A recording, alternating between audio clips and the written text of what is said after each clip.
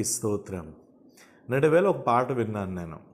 అలంకరింపబడిన యేసురాజా కనులార నిన్ను, అలంకరింపబడిన యేసురాజా కనులార నిన్ను చూడనిమ్ము దేవా. హల్లెలూయా హల్లెలూయా హల్లెలూయా. ఆరాధన ఆరాధన ఆరాధన. అలంకరింపబడిన యేసురాజా కనులార నిన్ను చూడనిమ్ము దేవా. ఈ పాట ఒక తల్లి తన జీవితంలో రాసినటువంటి గొప్ప గీతం. అయితే నహూము గ్రంథం 1వ అధ్యాయము 7వ వాక్యంలో దేవుడు చెప్తున్నాడు, యెహోవా ఉత్తముడు, శ్రమదినమున ఆయన ఆశ్రయదుర్గము, తన యందు నమ్మిక ఉంచే వారిని ఆయన ఎరుగును అని చెప్తున్నాడు. నిజమే, దేవుడు చాలా ఉత్తముడు అండి, చాలా గొప్పవాడు. చాలా శ్రమల్లో, చాలా బాధల్లో, చాలా నిందల్లో, చాలా అవమానాలలో దేవుని యొక్క టేస్ట్ మనకు తెలిసింది. కాబట్టి ఈరోజు మనం ఆత్మహత్యలు చేసుకోకుండా, నాకెందుకు ఈ బ్రతుకు అనుకోకుండా, నా ప్రభు నాతో ఉన్నాడు అనే ధైర్యం కలిగి ముందుకు వెళ్ళిపోతున్నాం. ఎందుకు ఈ వేళ ఈ మాట మీతో చెప్తున్నానంటే, దేవుడు చాలా ఉత్తముడు. శ్రమదినమున మంచి ఆశ్రయదుర్గమైన.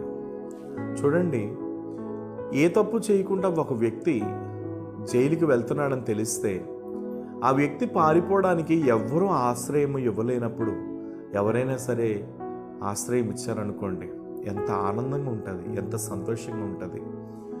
నిజంగా యెహోవా ఉత్తముడండి. ఆయన వంటి దేవుడు భూమి మీద లేడండి. ఈ రోజున నువ్వు ఎలా బ్రతుకున్నావు, ఈ రోజు నువ్వు ఎలా సంతోషంగా ఉన్నావు, ఈ రోజు నువ్వు ఎలా ఆనందంగా ఉన్నావు, ఈ రోజున నువ్వు ఎలాగా దేవుని సన్నిధిలో యేసుప్రభుని నమ్ముకొని లేదా యేసుప్రభుని నమ్ముకోకుండా నీ బ్రతుకు కోసం, నీ జీవితం కోసం నువ్వు ఎంత సంతోషంగా ఉన్నావంటే కేవలం యేసుప్రభు వారు నీ పైన చూపినటువంటి గొప్ప త్యాగం. ఆ త్యాగాన్ని బట్టి ఈవేళ నేను మీకు చెప్పగలిగింది ఏంటంటే, యెహోవా నిజంగా ఉత్తముడు. నీ శ్రమల్లో అందరూ నేను చెయ్యి విడిచిపెట్టిన, నీ శ్రమల్లో మాత్రం యేసుప్రభు ఎన్నడూ నీ చెయ్యి విడిచిపెట్టాడు. ఆయన శ్రమలో ఉన్నవారిని ఆదరించే దేవుడిగా ఉన్నాడు. హల్లెలూయా. శ్రమలో ఉన్నవారిని ఆదరించే దేవుడిగా ఉన్నాడు. దుఃఖంలో ఉన్నవారిని ఓదార్చే దేవుడిగా ఉన్నాడు. ఈవేళ ఈ వాగ్దానం చూస్తున్న మీ అందరితో నేను ప్రభు సన్నిధిలో చెప్తున్నాను, సాగిపోండి. నీ పక్షంగా దేవుడు ఎన్ని కార్యాలు చేయాలో అవన్నీ కూడా జరిగిస్తూనే ఉంటాడు. మనుషులు నిన్ను మరిచినా నీ యేసు ప్రభు మాత్రం నిన్ను మరిచిపోని దేవుడు.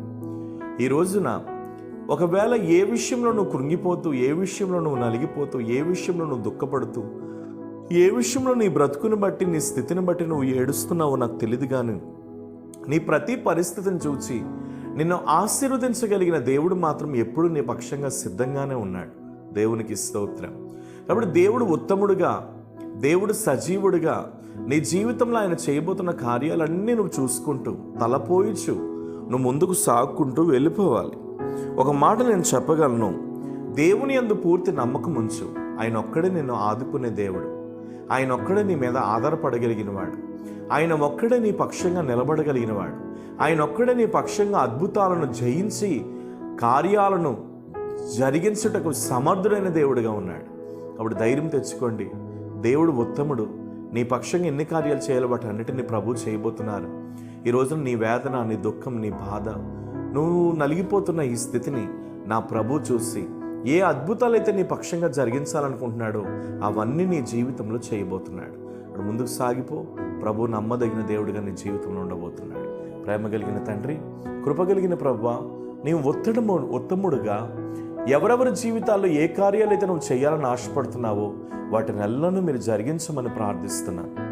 ఇప్పుడే ప్రభువా, నీ బిడ్డల పక్షంగా చేయవలసిన అద్భుతాలన్నీ మీరు చేయండి. నీ బిడ్డల పక్షంగా జరిగించవలసిన అద్భుతాలన్నీ మీరు జరిగించండి. ఏ విషయంలో అయితే నీ పిల్లలు కృంగిపోతూ, నలిగిపోతూ, వేసారిపోయి, ఏడుస్తూ బాధపడుతున్నారో వాటన్నిటి నుండి యేసు నామములో విడుదల ప్రకటిస్తున్నాను. మీరే మీ బిడ్డలను ఆశీర్వదించి ఇది మొదలు మీ బిడ్డలను దీవించమని ప్రార్థిస్తూ యేసు నామం నీ ప్రార్థన అడుగుచున్నాను తండ్రి.